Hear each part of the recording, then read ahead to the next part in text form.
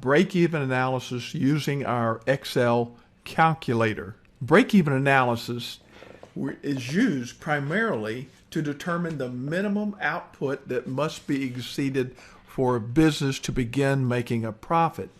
And it's based on categorizing the production cost as either variable costs that change when the volume of the production changes, and fixed costs which are not related to the additional production or with the changes in the production. The break-even point represents the sales amount, and we can talk about it either in quantity, units, or revenue from sales, that is required to cover the total cost to the company, both fixed and variable. And the formula is really pretty simple. Break-even units in this case is just the fixed cost, the total fixed cost, divided by the contribution margin. And the contribution margin is just the revenue from each unit minus the cost of each unit. So it's that margin that's left over that contributes toward paying off the fixed costs. To see this graphically, we've got our scatter chart with quantity on the x-axis and cost and revenue on the y-axis. Our fixed costs are just a horizontal line. No matter the quantity we make or sell, the fixed cost doesn't change.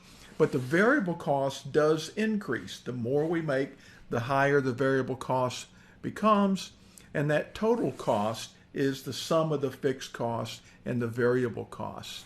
Now, revenue starts when we begin to sell things at zero and increases linearly. For every item we sell, we get more revenue.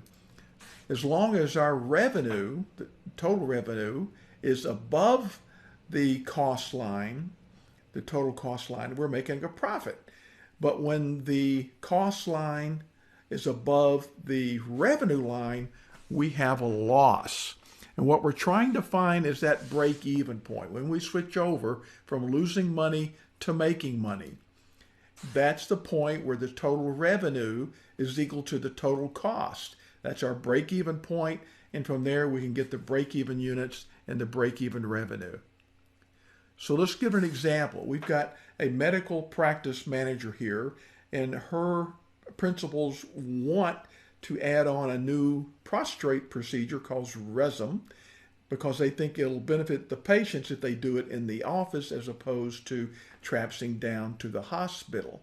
So the office manager does research, and she finds out the cost associated with getting set up, buying the equipment they need, getting the training, renovating the office, and other fixed costs, one-time costs. She also finds out the variable cost. What kind of supplies are they going to consume for each procedure, and how much labor from their technicians are they going to need?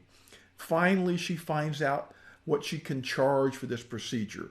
And because most of the patients are on Medicare, the limit in this case is the Medicare allowance of $1,847. So let's run this using the Excel calculator.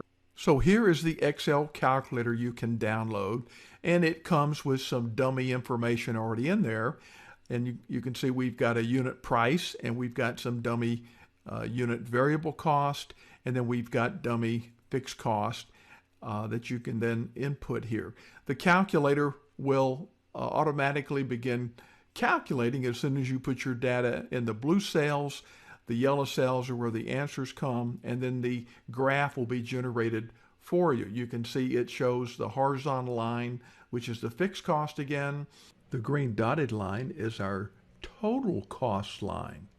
And then we've got our total sales, our total revenue, and the blue dash line here. We're going to put in our data. I'm just going to copy and paste this in.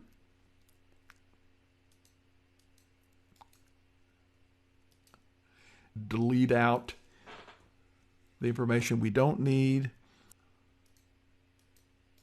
Paste that in. And this is 500. And then the procedure gets paid. 1847, enter.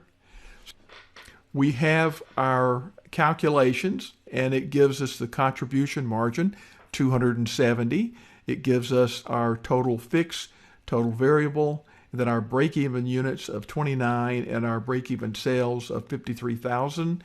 And of course that shows zero profit. Now our chart is basic there, but because we've got some small number of units, we're going to change the units increments down to 25 and see if that looks a little better.